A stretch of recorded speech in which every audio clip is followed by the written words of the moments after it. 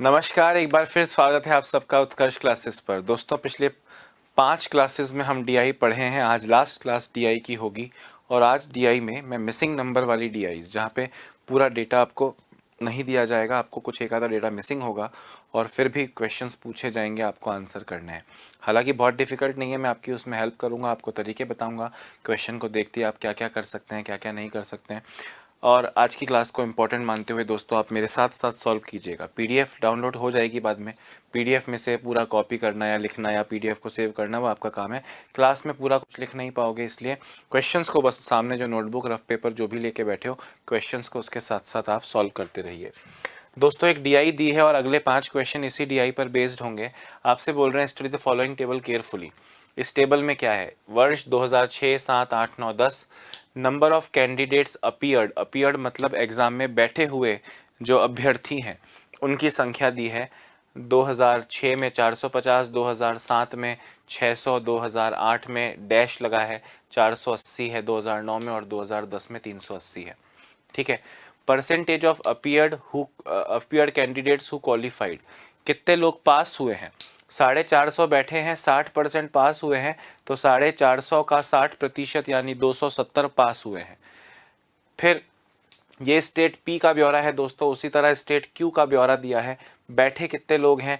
Dash dash लिखा है, 280, 550 और 400, उसमें से कितने परसेंट पास हुए? दो स्टेट्स हैं, पी और क्यू। ठीक है।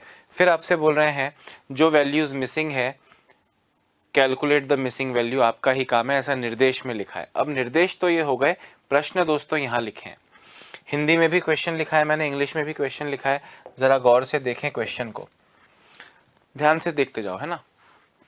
Out of the number of qualified candidates from state P in 2008 the ratio of male and female candidates is 11:7। दोस्तों, qualified candidate from state P, ये रहा स्टेट पी 2008, ये रहा 2008। बोल रहे हैं जो क्वालिफाई हुए हैं उसमें लड़के और लड़कियों का, मेल और फीमेल का रेशियो 11:7 है। राज्य पी में उत्तीर्ण अभ्यर्थियों में पुरुष और महिला, ये वर्ष 2008 यहाँ नहीं लिखा हुआ, राज्य पी में कुल उत्तीर्ण वर्ष 2008 में अभ्यर्थियों में पुरुष और महिलाओं की संख्या 11:7 है। यदि महिला अभ्यर्थी जो उत्तीर्ण हुई हैं उनकी संख्या 126 है, तो कुल अभ्यर्थी कितने होंगे? दोस्तों ध्यान से सुनना, 2008 में कुल अभ्यर्थी तो आपको दिया ही नहीं है। अब इसको आप पूरी तरह से एक परसेंटेज का क्वेश्चन लेके चलना। भाई सपोज करो ये 100% लोग हैं, 2008 में कितने लोगों ने एग्जाम दिया? अपीयर मतलब बैठे हैं कितने? 100 का 60%, 100 का 60%। ठीक है। अब आप सुनो, 100 का 60% पास हुए। बोल रहे हैं पुरुष और महिलाओं की अनुपात है 11:7। कौन से वाले? पास होने वाले, उत्तीर्ण अभ्यर्थियों में। दोस्तों आप ध्यान से सुनना, ये 126 इस महिला की वैल्यू है, महिलाओं की वैल्यू है 126, यानी 126 इस 7 के बराबर है। तो टोटल पुरुष और महिला मिला के इंटू 18 करूं। दोस्तों अब ये इंटू 18 करके वैल्यू तो निकल जाएगी, निकाल लेना। पर मैं आपसे क्या कह रहा हूं, जरा गौर से सुनना। ये इंटू 18 जब आपने किया तो पुरुष और महिलाओं का टोटल मिला, कौन से वाले? क्वालिफाई होने वाले, पास होने वाले। और वो पास होने वाले बैठे हुए, एग्जाम में बैठने वालों का 60% है, मतलब अपॉन 60 इंटू 100 करूंगा तो आपसे बोलेंगे अपीयर्ड कैंडिडेट, कुल अभ्यर्थी निकल जाएंगे अपॉन 60 इंटू 100 करके। बात समझ में आ रही है कि नहीं? 7 से चला जाएगा 218 बार, 6 से जाएगा 10 बार, 6 से जाएगा 3 बार, 10 से एक 0 हट जाएगा, 18 तिया 54 इंटू 10 540 आपका फाइनल आंसर आएगा। ऑप्शन नंबर डी करेक्ट है। दोबारा से क्वेश्चन को देखना, समझना और उसको फिर से सॉल्व करना दोस्तों। ठीक है, ये सॉल्यूशन हटा दिया मैंने। आपसे कह रहे हैं कि वर्ष 2008 में, हमने कहा ये रहा 8, राज्य पी में, ये रहा राज्य पी। अब राज्य पी में बैठे कितने लोग हैं पता नहीं है, पर जितने भी बैठे हैं उसका 60% पास हुए हैं। तो राज्य पी में कुल उत्तीर्ण 2008 में अभ्यर्थियों में पुरुष और महिला का अनुपात 11:7 है। दोस्तों ध्यान से सुनना, लड़के और लड़की जो पास हुए हैं उनका रेशियो 11:7 है और लड़कियां 126 हैं, मतलब लड़कियां इस 7 के बराबर, तो 126/7 करोगे, 126 लड़कियों की संख्या है 7 के बराबर, और इनटू टोटल निकालो, टोटल पास कितने हुए, 11 + 7 18, ये आपको टोटल उत्तीर्ण यानी टोटल क्वालिफाइड कैंडिडेट मिले। और दोस्तों जितने भी लोग बैठे थे उसका 60% पास हुए हैं, मतलब इस वैल्यू को कैलकुलेट मत करना, कर लो, हालांकि 18 × 18 324 आएगा, वो 60% के बराबर होगा। इंटू 100 करोगे तो कुल अभ्यर्थी यानी अपीयर्ड कैंडिडेट्स मिलेंगे, यह आपको सॉल्व करने पे मिलेगा 540, यानी ऑप्शन डी आपका करेक्ट आंसर है। अब दिखने में कितना भयानक है कि यार मिसिंग वैल्यू है, ये 60% है, पता नहीं क्या इतना बड़ा क्वेश्चन सा दिख रहा है, पर आप देखो सॉल्यूशन इसका 10 सेकंड से ज्यादा का है क्या। इस तरह दोस्तों आपको दिमाग दौड़ाना पड़ेगा। जो सीमित संसाधन है मेरे पास ऑनलाइन माध्यम से आपको पढ़ाने के, हर क्वेश्चन के साथ साथ ये डीआई लिखनी मेरी मजबूरी है, क्योंकि अगर मैं अगले क्वेश्चन पे जाऊं जो इसी डीआई पर बेस्ड है, ये डीआई ना हो तो हम पीछे जाएंगे, फिर डेटा देखेंगे, फिर पीछे जाएंगे, तो मेरे पास स्पेस भी थोड़ा कम है और मैं नेक्स्ट पेज पे जाके भी सॉल्व नहीं कर सकता, क्योंकि आपको सारा ब्यौरा यहाँ दिखना भी जरूरी है। तो पूरे एग्जाम की तरह से जब कंप्यूटर पे आप सॉल्व करोगे एग्जाम, अगर ऑनलाइन एग्जाम जब होता है तो आपको ये दिखाई देगा एक साथ, वहां पे रफ पेपर वगैरह आपके पास हैं, तो उसी रफ पेपर को अपने सामने रख के आपको एग्जाम पॉइंट ऑफ व्यू की तरह ही सॉल्व करना है। ये पहला क्वेश्चन था, आई होप मैं समझाने में सफल रहा हूँगा। लिखते जाओ और मेरी वाणी दोबारा सुनते जाओ प्यारे दोस्तों। आपसे कह रहे हैं राज्य पी में उत्तीर्ण अभ्यर्थियों में पुरुष और महिला की संख्या का अनुपात 11:7 है। यदि महिला अभ्यर्थी जो उत्तीर्ण है उनकी संख्या 126 है तो महिला का रेशियो 7 है, तो 7 126 के बराबर इंटू 18 करूंगा तो टोटल पास वाले अपीयर्ड का 60% है, अपॉन 60 × 100 करेंगे तो टोटल अभ्यर्थी मिल जाएंगे, यानी अपीयर्ड कैंडिडेट्स मिल जाएंगे, इंटू 100 करके 540 करेक्ट हो जाएगा। ठीक है, बात भेजे में खुशी।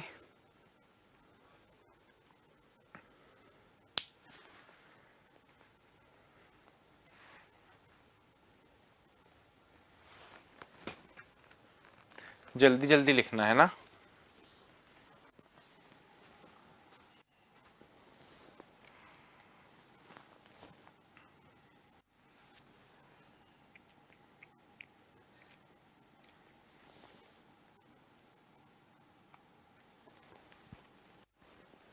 हाँ,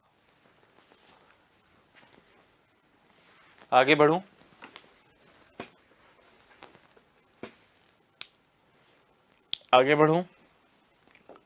अगला क्वेश्चन देखो दोस्तों, सेम डीआई है जो पहले थी, है ना, सेम डीआई है जो पहले थी। आपसे बोल रहे थे number of appeared candidates from state Q increased by 100% from 2006 से 2007। राज्य क्यू में 2006 से 2007 के कुल आवेदन करने वाले अभ्यर्थियों की संख्या 100% बढ़ी है। If the total number of qualified candidates from state Q in 2006 and 2007 together is 408। यहाँ लिख रहा हूँ हिंदी में, 2006 व 2007 में क्यू के टोटल अभ्यर्थी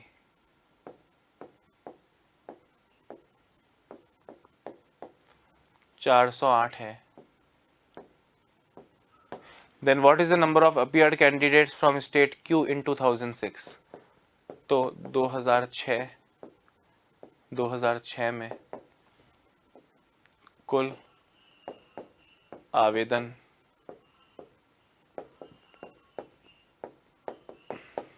करने वाले अभ्यर्थी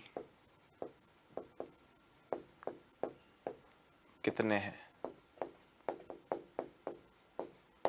ये क्वेश्चन करके दिखाओ दोस्तों।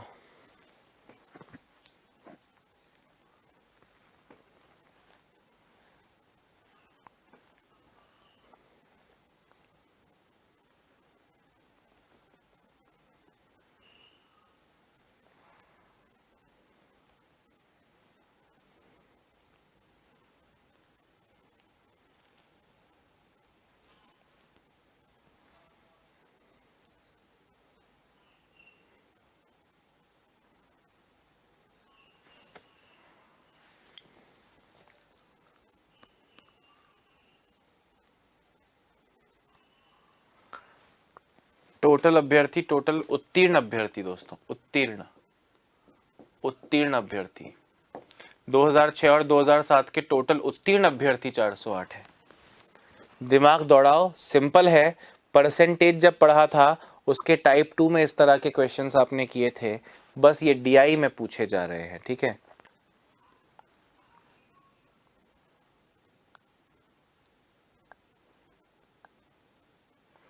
उत्तीर्ण अभ्यर्थी 408 है 2006 और 2007 के। दोस्तों आप सुनो, चलो आप अपने आप ही ट्राई करो।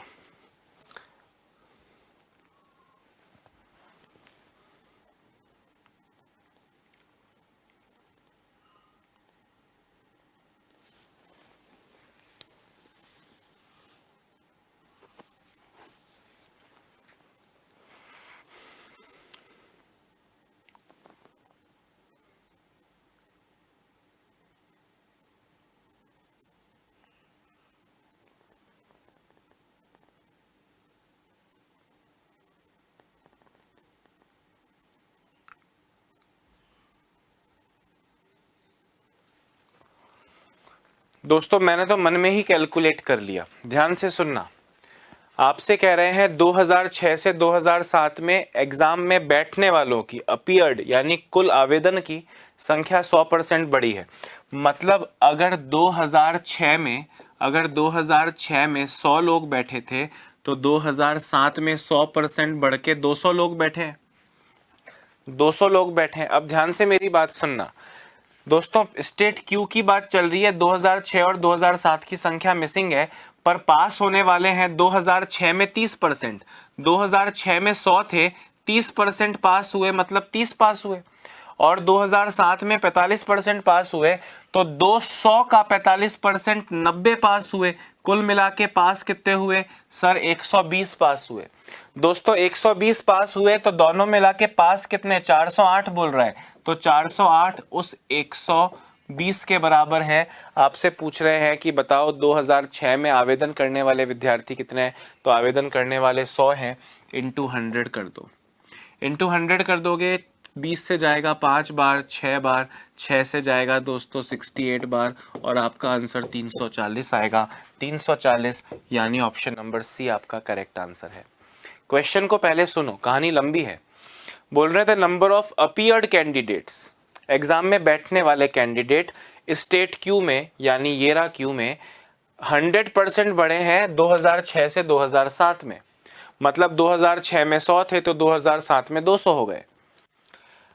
और इन दोनों वर्षों में स्टेट क्यू से जो क्वालिफाइड कैंडिडेट हैं, उत्तीर्ण अभ्यर्थी हैं, उनका टोटल 408 है। अच्छा, उत्तीर्ण विद्यार्थियों का टोटल 408 है। 100% में से 30% पास हुए, मतलब 30 पास हुए, और यहाँ पे आपने 2007 में 200 माना है, 200 का 45% 90 पास होंगे। पास होने वाले 30 और 90 120 टोटल है। 408 अपॉन 120 इनटू क्या पूछा है? बोल रहे हैं राज्य क्यू में अपीयर्ड, राज्य क्यू में कुल आवेदन अभ्यर्थी। तो कुल आवेदन अभ्यर्थी 2006 में कितने माने आपने? 100 इंटू 100 करोगे और आपका आंसर 340 आएगा। क्वेश्चन इजी है, सिर्फ दिखने में दोस्तों डायन जैसी शक्ल है इसकी। क्वेश्चन की सिर्फ शक्ल भयानक है, बाकी क्वेश्चन तो बड़ा इजी था। ठीक है ना?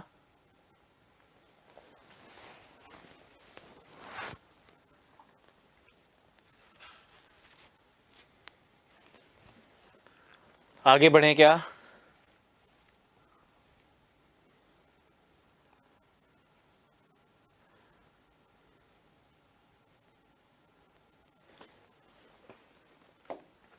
नेक्स्ट क्वेश्चन देखो।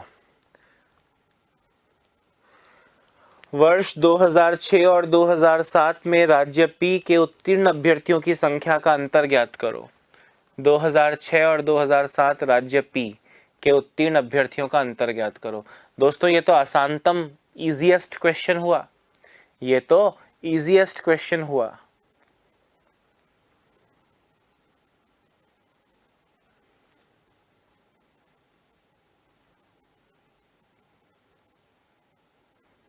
मैं तो क्वेश्चन देखती इसका आंसर कर चुका हूं मन में, क्या आप भी कर पाए हैं कि नहीं? भाई 2006 और 2007 राज्य पी, ये है राज्य पी, ये 2006, ये 2007 उत्तीर्ण अभ्यर्थियों की, क्वालिफाइड कैंडिडेट्स का डिफरेंस बताओ। दोस्तों 2006 में पास हुए हैं 550 का 60%, 450 का 60%, 270, और 2007 में पास हुए हैं, 2007 में पास हुए हैं 600 का 43%, 258। इनका डिफरेंस पूछ रहे हैं, इनका डिफरेंस कितना है, इनका डिफरेंस 12 है। ऑप्शन नंबर 1 आपका करेक्ट आंसर हो जाएगा। अरे हाँ या ना? क्या इससे आसान क्वेश्चन इस प्रकृति में बना होगा क्या? सवाल ही पैदा नहीं होता है। ठीक है,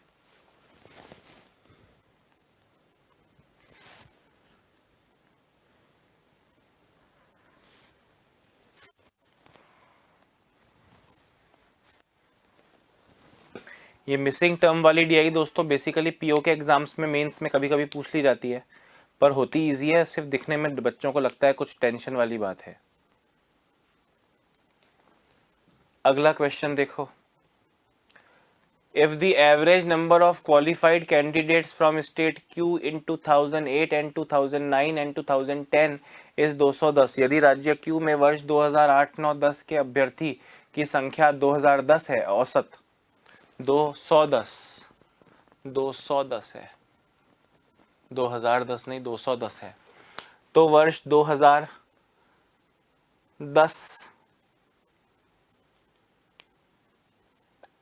में उत्तीर्ण अभ्यर्थी कितने हैं? करो करो करो।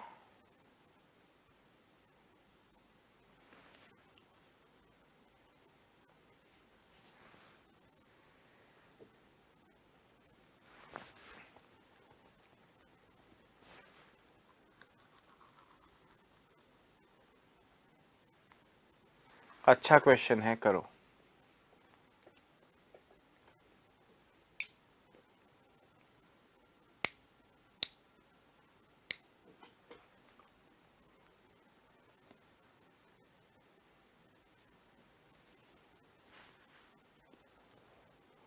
राज्य क्यू में 8, 9, 10,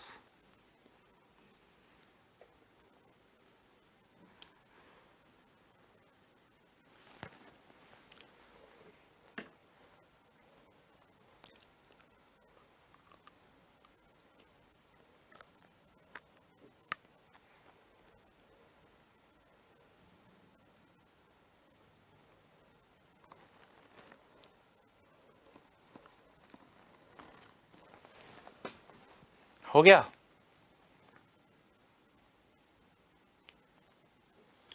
देखो दोस्तों, राज्य क्यू मतलब ये वाला टेबल, 2008, 9 और 10 में पास होने वालों की संख्या का एवरेज। दोस्तों 2008 में पास हुए हैं 280 का 60%, 280 का 60% कितना होता है? 28 इंटू 6, 28 इंटू 6 168, 168।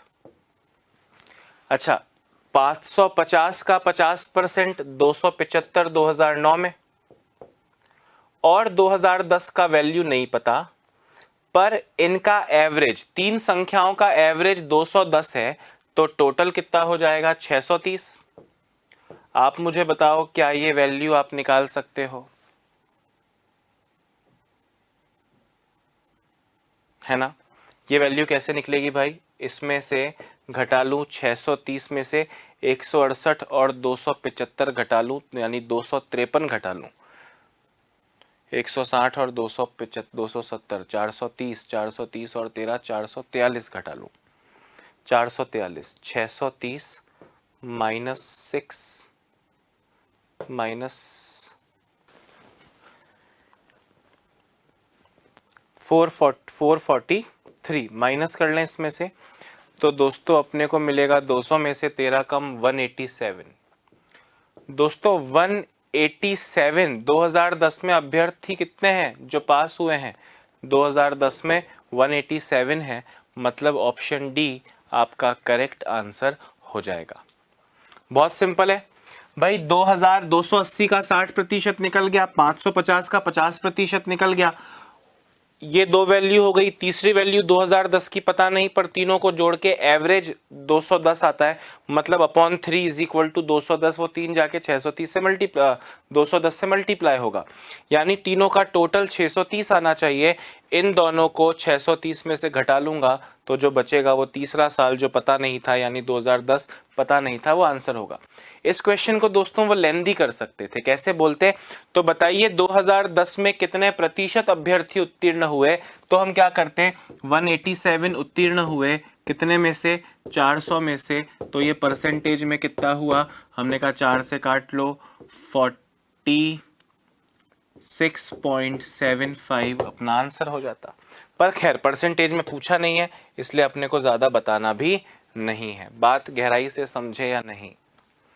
अगले क्वेश्चन पे आ रहा हूँ। 30 सेकेंड्स में इसे लिख लो, अगर नहीं लिखा है सॉल्यूशन तो समझ में आना चाहिए, घूर लो थोड़ा, ठीक है।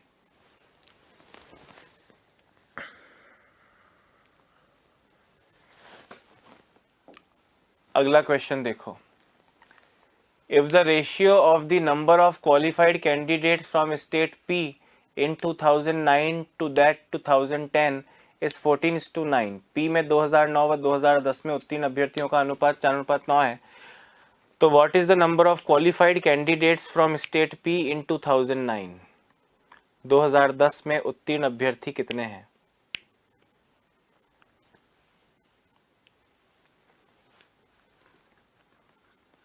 बिल्कुल बच्चों वाला क्वेश्चन है। 2009 के निकालो 480 का 70%। भाई 2009 और 2010 में क्वालिफाइड कैंडिडेट्स उत्तीर्ण अभ्यर्थियों का अनुपात है 14:9। कौन से वाले? पास होने वाले। अच्छा 2009 का वैल्यू तो पता है, 480 का 70%। दोस्तों वो 480 का 70% निकालोगे, वो 2009 के पास होने वालों की वैल्यू है, मतलब बटा 14। आपसे पूछना है 2010 में कितने पास हुए, मतलब इंटू 9 कर दो। 14 से चला जाएगा 5 बार, 00 से 00 से 10 से 10 चला गया, 5 से चला गया 2 बार, 2 से चला गया 24 बार, 24 इंटू 9 216 आपका आंसर है। 216 यानी ऑप्शन नंबर सी। पूरी वैल्यू निकालने में टाइम वेस्ट नहीं हुआ भाई। ये देखो 480 का 70%, 480 का 70% पी में पास हुए हैं 2009 में, और 2009 का रेशियो है पास होने वालों का 14। तो 480 का 70%, 480 का 70% जो निकालोगे वो उस 14 के बराबर होगा। तो 2010 में कितने पास हुए, इंटू 9 कर लो, इंटू 9 कर लो। इससे आपको वैल्यू कितनी मिली? 216। ऑप्शन सी आपका करेक्ट आंसर हो जाएगा। हाँ या ना? अब इस टॉपिक में आप जानते हैं पिछले 5-6 दिन से आप यही कर रहे हो, मैं जो कुछ बता रहा हूँ वो आपको सिर्फ सुनाई दे रहा है, क्योंकि मैं इसके सामने आ ही नहीं सकता। जैसे ही मैं सामने आऊँगा आपका व्यू बिगड़ जाएगा और आप क्वेश्चन नहीं देख पाओगे, है ना। तो दूरियां हैं आपके और मेरे बीच में आज इन दिनों में थोड़ी, वो अगले टॉपिक में नहीं रहेंगी। मुझको बताओ बात गहराई से समझ में आई, अच्छे से समझ में आई कि नहीं? क्वेश्चन को ढंग से पढ़ोगे तो ढंग से आंसर आ जाएगा, कोई लोचा नहीं है ऐसा, ठीक है। चलिए आगे देखिए। तो अब आपके सामने दोस्तों एक नई डीआई आई है, ठीक है। अब इस नई डीआई में आपको कहा कि PNB bank, bank of India, IDBI, ICICI और एक्सिस बैंक, ये 5 बैंक हैं। मंडे से लेकर सैटरडे तक यानी 6 दिन में इन्होंने कितने लोगों का इंटरव्यू लिया है उसका डेटा आपको दिया है।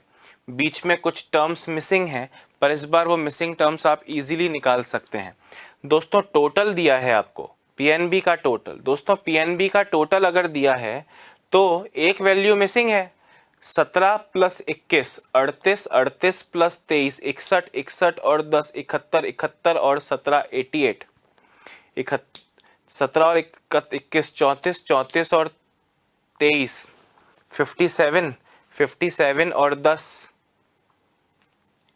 67 और 17।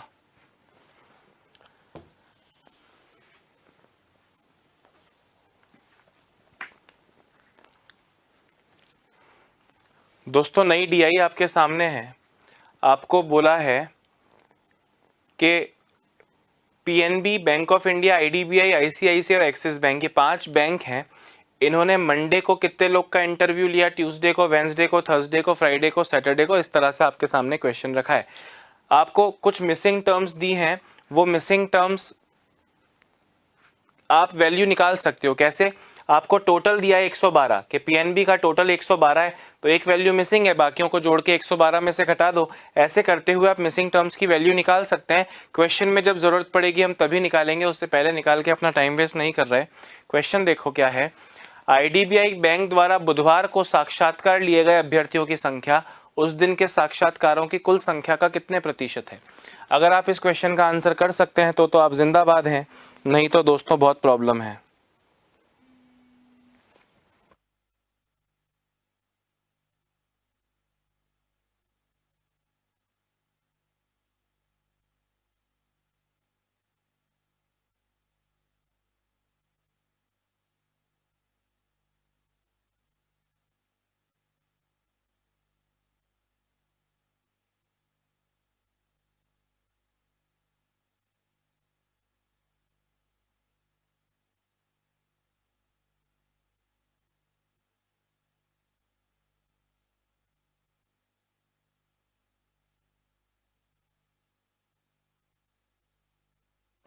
जल्दी कीजिए, मैं वेट कर रहा हूं आपके आंसर का।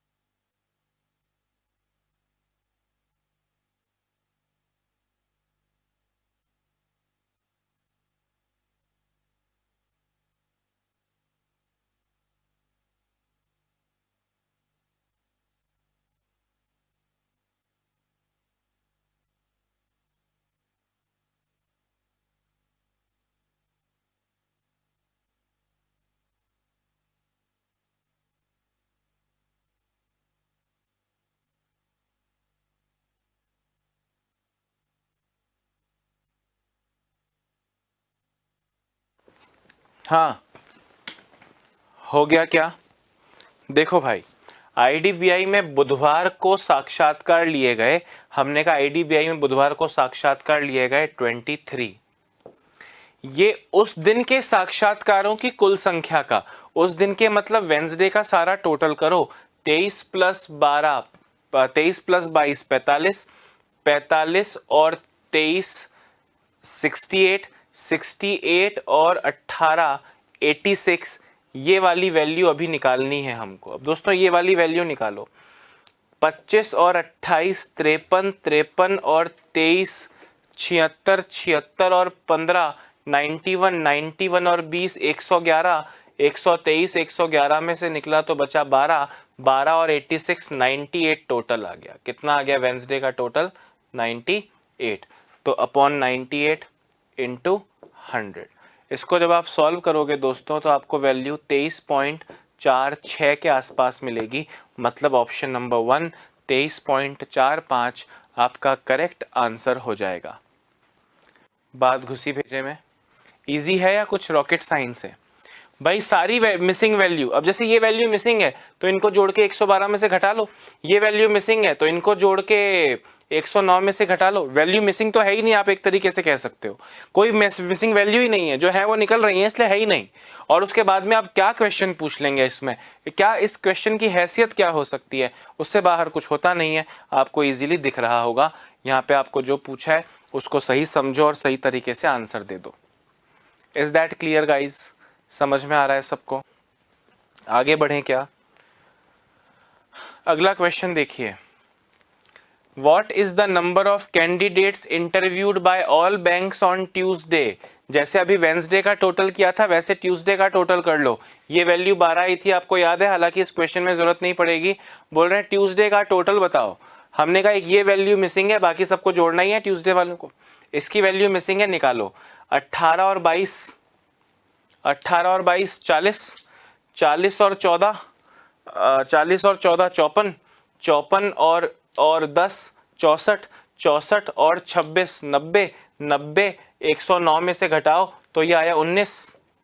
अब इन ट्यूसडे वालों को जोड़ लो, 21 और 19 40, 21 और 19 40, 40 और 14 54, 54 और 28 82, 82 और 25 107, 107, यानी ऑप्शन नंबर 4 आपका करेक्ट आंसर है। अरे 107 करेक्ट है या नहीं है भाई? गलती मुझसे भी जोड़ने में हो सकती है, अगर वो गलती हुई है तो अलग बात है, पर अगर गलती नहीं हुई है तो क्या इस क्वेश्चन में 1% भी चैलेंज है? कोई भी चैलेंज है? नहीं है, है ना? गुड।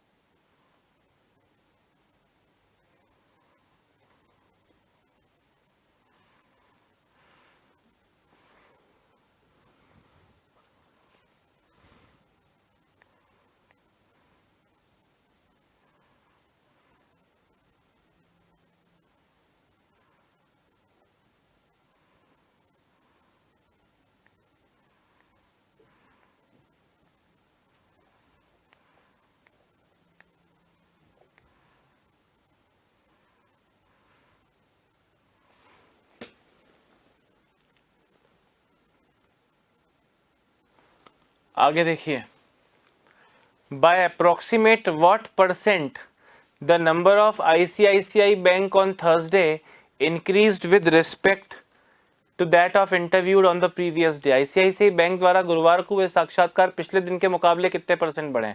भाई पिछले दिन के मुकाबले मतलब गुरुवार के मुकाबले।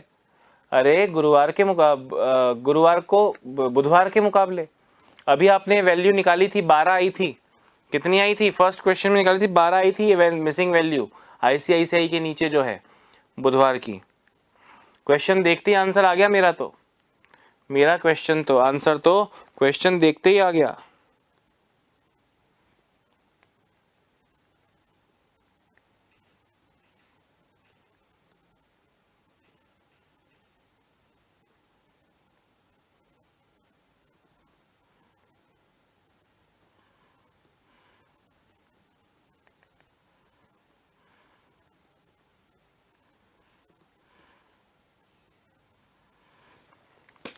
ठीक है, हाँ जी।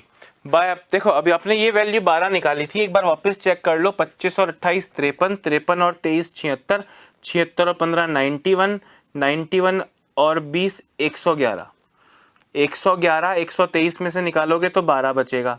ये आईसीआईसीआई बैंक है।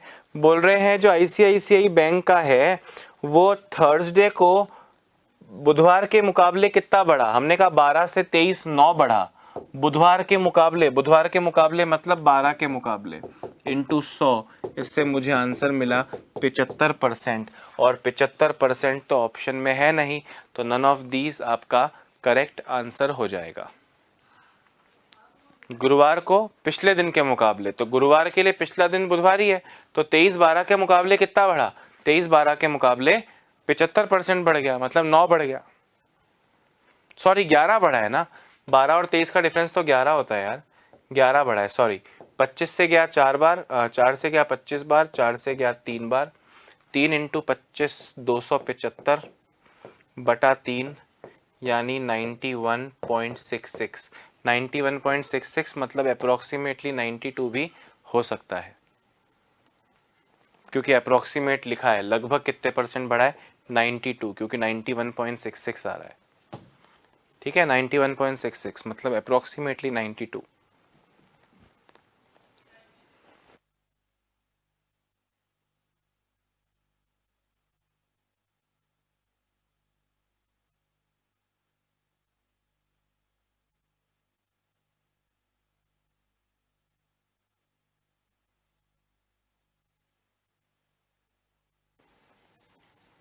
दोस्तों अगले क्वेश्चन पे चलते हैं। खाली कैसे आ गया? हाँ, यहां से दोस्तों क्वेश्चन देखो, ये DI है, ये DI आपको रेशियो देती है, ये DI आपको रेशियो देती है इंपोर्ट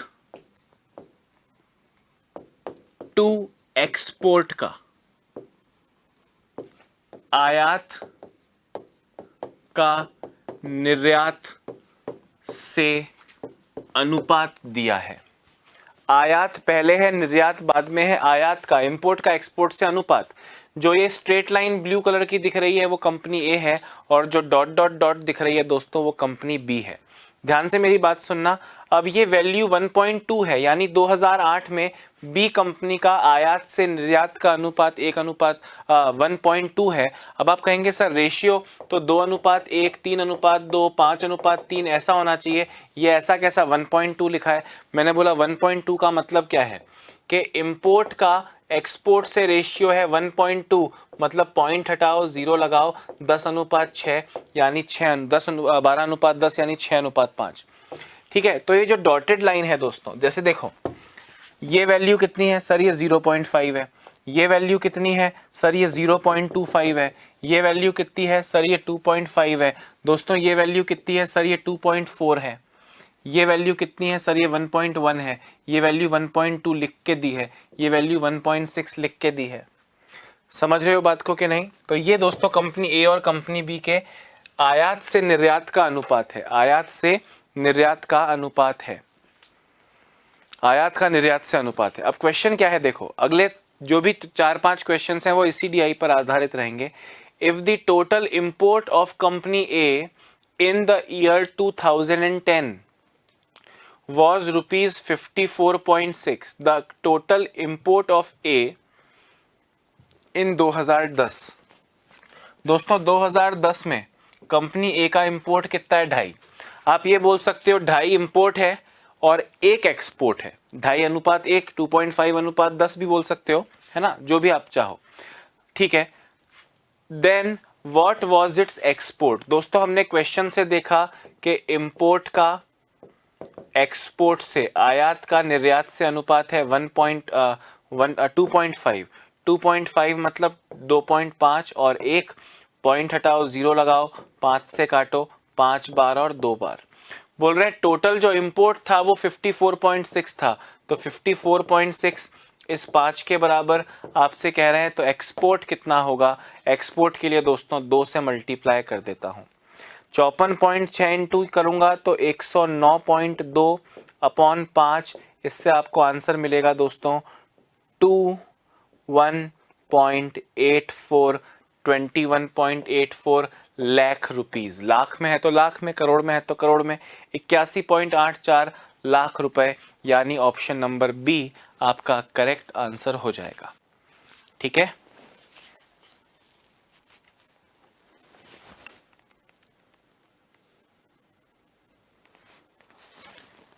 ऐसी इंटेलिजेंट DIs दोस्तों आपको प्रिपेयर्ड रहना चाहिए इस लेवल तक की DIs के लिए एग्जाम में। आई होप ये आपको समझ में आ रहा होगा। ठीक है, आपको बोला इंपोर्ट ए का, भाई ए का इंपोर्ट 2010 में, ए मतलब स्ट्रेट लाइन 2.5 है, कितना है 2.5, यानी इंपोर्ट का एक्सपोर्ट से रेशियो है 2.5:1। तो आप कुछ पॉइंट मत हटाओ, आप सीधे लिखो ना 54.6 इंपोर्ट है, मतलब वो 2.5 के बराबर और 1 की वैल्यू पूछ रहे हैं। अब फिर पॉइंट हटाओ, 0 लगाओ, फिर आप काटो पीटो, जो भी आपको करना है आप ऐसे कर सकते हो। नहीं तो पहले अनुपात निर्धारित करो, 2.5:1 यानी 25:10 यानी 5:2। इंपोर्ट की वैल्यू दी, एक्सपोर्ट की वैल्यू पूछिए, बटा 5 × 2 करो, आपका आंसर तैयार है। हाँ या ना? गुड, फटाफट से लिखिए। 10 सेकंड में हटा रहा हूं दोस्तों, 10 सेकंड्स में हटा रहा हूं।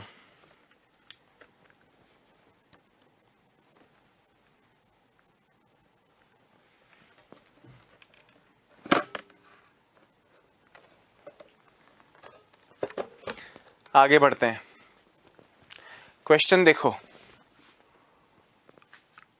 इंपोर्ट से एक्सपोर्ट का रेशियो है, the ratio of imports to exports of company A in the year 2012 was what percent more than that of company B in 2008? Company A के आयात से निर्यात का अनुपात कंपनी बी से कितना प्रतिशत अधिक है। यहाँ वर्ष लिख देता हूँ, ए का 2012 में आयात से निर्यात का अनुपात कंपनी बी के 2008 से, कंपनी बी 2008 से कितना प्रतिशत अधिक है, इज व्हाट परसेंट मोर। तो भाई कंपनी ए का 2012 में कितना है, कंपनी ए का 2012 में ऊपर पहुंचा हुआ है, 2.4 पे पहुंचा हुआ है। कितने पर पहुंचा हुआ है, 2.4 पर, ध्यान से करो।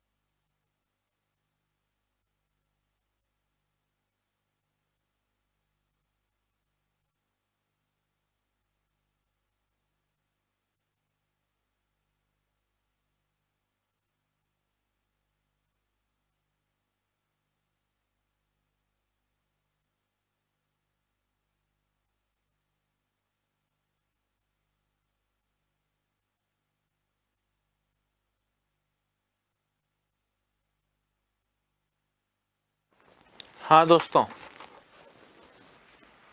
ठीक है, क्या आया आंसर। कंपनी ए का 2012 में, कंपनी ए का 2012 में 2.4 है। ये कंपनी बी 2008, कंपनी बी 2008 1.2 है। तो 2.4 दोस्तों 1.2 का कितना परसेंट होता है, डबल होता है, 200% होता है। 200% होता है, इसका मतलब 100% अधिक है। कितने परसेंट अधिक है, 100% अधिक है। तो 100% आपका करेक्ट आंसर होगा। ऑप्शन में नहीं है तो कोई बात नहीं, कितने परसेंट ज़्यादा है, 100% ज़्यादा है। इस ऑप्शन को काट के 100% कर दो। ठीक है, 2.5 से कम है, 2.4 है, तो लगभग 100% ज़्यादा है। 100% ज़्यादा है नहीं ऑप्शन में, तो कोई बात नहीं दोस्तों। क्लियर है या नहीं।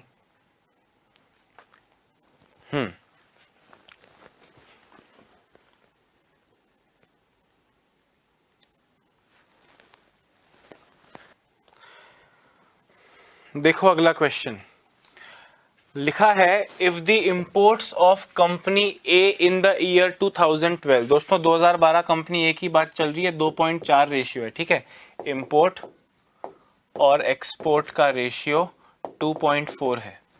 आपसे कह रहे हैं कि यदि इसका जो इंपोर्ट है वो 40% बढ़ जाए और जो एक्सपोर्ट है वो 20% कम हो जाए, तो नया रेशियो क्या होगा इंपोर्ट और एक्सपोर्ट का। आपके सामने 4 ऑप्शन है।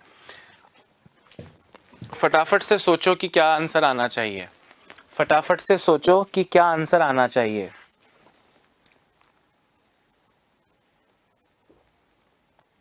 इंपोर्ट 40% बढ़ जाए और एक्सपोर्ट यानी निर्यात 20% कम हो जाए, तो इंपोर्ट और एक्सपोर्ट का नया अनुपात क्या होगा। 5 ऑप्शंस आपके सामने हैं।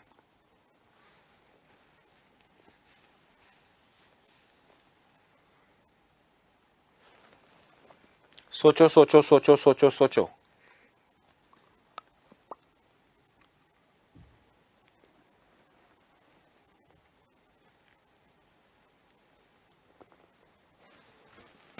हाँ जी, देखो भैया, अभी 2.4 है, इंपोर्ट का एक्सपोर्ट से रेशियो है 2.4, यानी पॉइंट हटाओ, ज़ीरो लगाओ, 12:5 है। अब क्या होगा, आयात 40% बढ़ जाएंगे मतलब इसका 140% हो जाएगा, और निर्यात 20% घट जाएंगे मतलब इसका 80% हो जाएगा। ये 100 तो हट ही जाते हैं, ज़ीरो से ज़ीरो कट गया, ठीक है। 4 से गया 3 बार, 4 से गया 2 बार, 2 से गया 7 बार, 3 सत्ते 21/5, यानी 21:5 आपका करेक्ट आंसर हो जाएगा, ऑप्शन नंबर ई। दोस्तों ये तो 30-30 सेकंड के क्वेश्चंस हैं, है ना। आपसे बोला आयात 40% बढ़ गया, तो आपको इतना कुछ लिखने की भी जरूरत नहीं थी, आपने बस 2.4:1 ही लिखा हुआ है। इसको 120% बढ़ाओ मतलब इंटू इसको 40% बढ़ाओ मतलब इंटू 140, और इसको 20% घटाओ मतलब इंटू 80, बटा 100 इसमें भी है, बटा 100 इसमें भी है, तो वो कट जाएगा, ठीक है। और इसको आप सॉल्व करोगे तो 21:5 आएगा, पॉइंट हटाओ, ज़ीरो लगाओ, वो सब एज इट इज़ बाद में होता रहेगा। 21:5 आपका करेक्ट आंसर हो जाएगा। हाथ फास्ट चलना चाहिए, क्वेश्चन का आंसर देना कोई बड़ी बात नहीं है, हाथ फास्ट चलना चाहिए बस, ठीक है। हाँ, अगला क्वेश्चन देखो दोस्तों, अगला क्वेश्चन है आपके सामने। If the import of the company A in the year 2010 and the exports of the company B in the year 2010 were rupees 42 lakh and 70 lakh, 2010 में कंपनी ए के आयात, दोस्तों 2010 की ही बात चल रही है, ठीक है। 2010 में इसको यहाँ 0.6 है और ये 2.4 है, ठीक है। 2010 की बात चल रही है, आपसे बोल रहे हैं कंपनी ए का आयात, इंपोर्ट 42 लाख है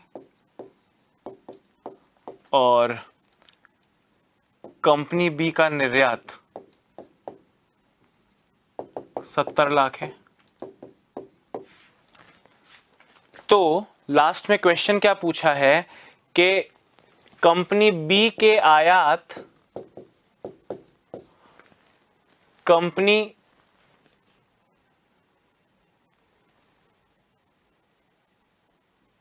ए के निर्यात का कितना परसेंट है।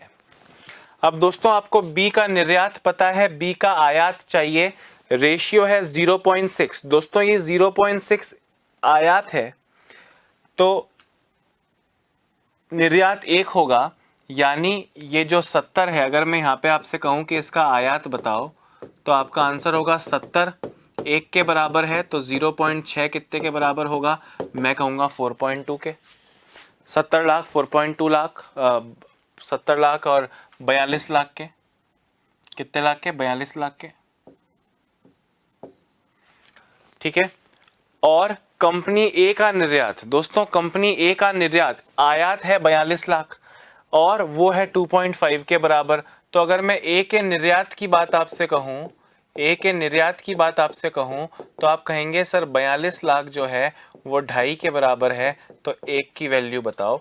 अब आप यहाँ रखो बी का आयात, बी का आयात कितना है 42 अपॉन ए का निर्यात, ए का निर्यात कितना है 42 और ऊपर चला जाएगा 2.5 इंटू 100 करो तो 42 से 42 जाएगा, आपका आंसर आएगा दोस्तों 250%, 250%, यानी ऑप्शन नंबर ई आपका करेक्ट आंसर है। दोबारा से क्वेश्चन को समझो, लिखो, देखो क्वेश्चन में आपसे क्या कहा, आपसे कह रहे हैं ए का आयात 2010 की बात चल रही है, 2010 में 0.6 और ये 2.5 है। ए का जो आयात है वो 42 लाख है। दोस्तों अगर ए का आयात 42 लाख है तो ए का निर्यात कितना होगा, आप मुझे बताओ। आयात का रेशियो 2.5 है तो 42/2.5 इंटू 1, इतना ही रहने दो, 42/2.5 ही रहने दो, ठीक है। फिर आपसे कह रहे हैं कि बी का जो निर्यात है, बी का जो निर्यात है वो है 70 लाख। तो अगर मैं आपसे बी का आयात पूछूं तो आप देखो निर्यात 1 के बराबर है तब जाके आयात 0.6 है, तो 70/1 इंटू 0.6 यानी 42। ठीक है, अब आपसे रेशियो किसका, परसेंटेज किसका पूछ रहे हैं, कंपनी बी के आयात। दोस्तों बी का आयात कितना है, 42। 2010 में कंपनी ए के निर्यात का, कंपनी ए का निर्यात कितना है, 42/2.5। 42/2.5 का कितना परसेंट है, 42 से 42 जाएगा, 2.5 ऊपर चला जाएगा, आपका आंसर आएगा 250%। 250% यानी ऑप्शन नंबर ई आपका करेक्ट आंसर हो जाएगा।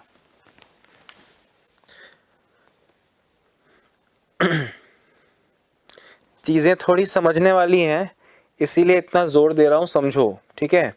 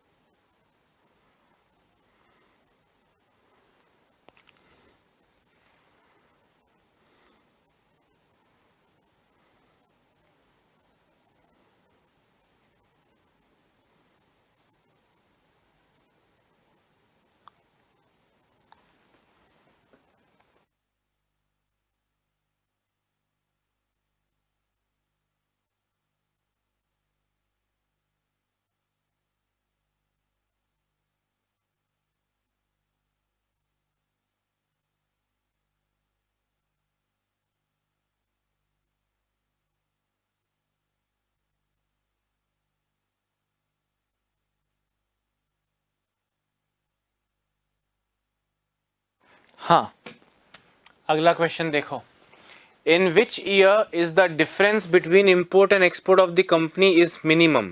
ए के आयात व निर्यात का अंतर लघुतम है। दोस्तों ध्यान से मेरी बात सुनना, अंतर लघुतम है। अब अंतर लघुतम मैं कैसे बताऊं, जैसे सपोज करो ये 0 जैसे 1.1 बोला है, 1.1 का मतलब क्या हुआ कि इंपोर्ट अगर 11 है तो एक्सपोर्ट 10 है, पॉइंट हटाओ 0 लगाओ, यही मतलब हुआ ना। ये रेशियो में दिखा सकता है, ये परसेंटेज में दिखा सकता है, पर ये रुपए में कितना ज्यादा कम होगा।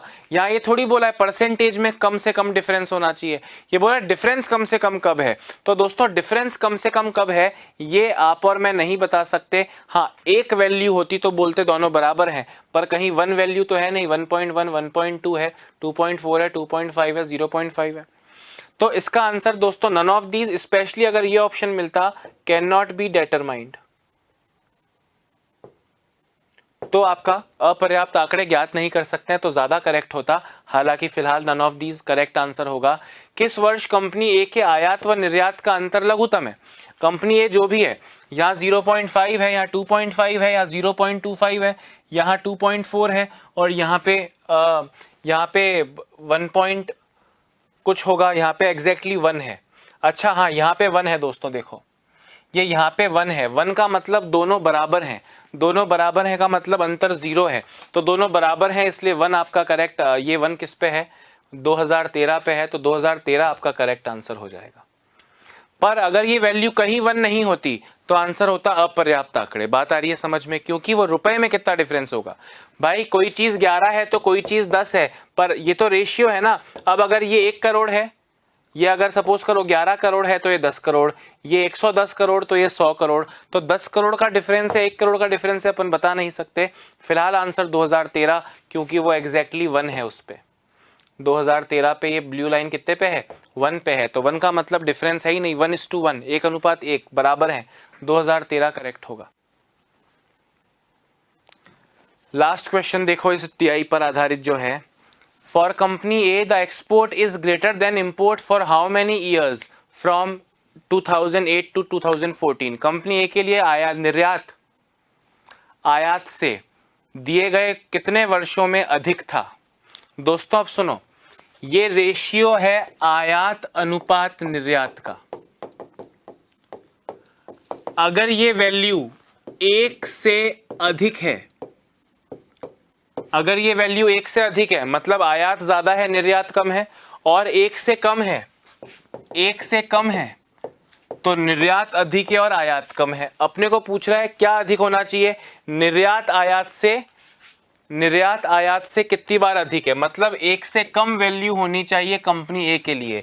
दोस्तों यहाँ 0.5 है मतलब एक बार, यहाँ 0 पॉइंट समथिंग है मतलब एक बार, यहाँ ऊपर है 2009 में कहाँ है, 2009 में देखा जाए तो भी 1.5 के आसपास है, और कहीं 2010 में देखा जाए तो बहुत ऊपर है, 2011 में नीचे है, 2012 में बहुत ऊपर है, इसमें एग्जैक्टली बराबर है, और इसमें मतलब 3 बार ये वैल्यू एक से कम है, इसलिए उसमें निर्यात ज़्यादा होगा। निर्यात कितनी बार ज़्यादा है, 3 बार ज़्यादा है। आपका आंसर होगा ऑप्शन 2, आंसर 3 करेक्ट है। क्लियर है, क्योंकि आयात का निर्यात से अनुपात है। अगर ये वैल्यू 1 से ज्यादा है तो वो दिखाता है आयात ज्यादा है, और अगर ये वैल्यू 1 से कम है 0.6, 0.5, 0.4 तो वो नीचे वाली वैल्यू को ज्यादा दिखाएगा। इंपोर्ट टू एक्सपोर्ट का रेशियो है, हम जानते हैं ना, तो इंपोर्ट ज्यादा है अगर 1 से बड़ी वैल्यू है, और एक्सपोर्ट ज्यादा है अगर 1 से छोटी वैल्यू है। तो यहाँ पे दोस्तों आपका आंसर 3 बार ऐसा हो रहा है, इसलिए ऑप्शन 2 करेक्ट होगा। दोस्तों मेरे जाने के बाद अगले 30 सेकंड तक ये स्क्रीन आपको एज इट इज दिखती रहेगी, ताकि अगर इसमें से कुछ नोट करना है तो आप कर सकते हैं। पर दोस्तों डीआई एक बार के लिए हमने यहाँ कंप्लीट की है। मैंने आपको हर तरह की डीआईज कराई हैं, बस अब आपको प्रैक्टिस करनी है। जो लेवल है एग्जाम का उससे कम नहीं कराया है, पर आपको अभी प्रैक्टिस करनी पड़ेगी, ताकि जो और कुछ बारीकियां हैं वो आप समझ सकें, और अगर कुछ डीआई में चेंजेस आते हैं तो वो भी मैं आपके साथ समय पर लेकर आता रहूँगा। अभी हमारे पास बहुत सारे टॉपिक बाकी हैं जो हमको करना है, अभी हम उन पे चलेंगे दोस्तों। तो लगातार जुड़े रहना, सारे टॉपिक कंप्लीट करते हुए कोर्स को जल्दी ही पूरा करेंगे। अपना ध्यान रखिए, स्वस्थ रहिए, मस्त रहिए। Bye bye, have a nice day.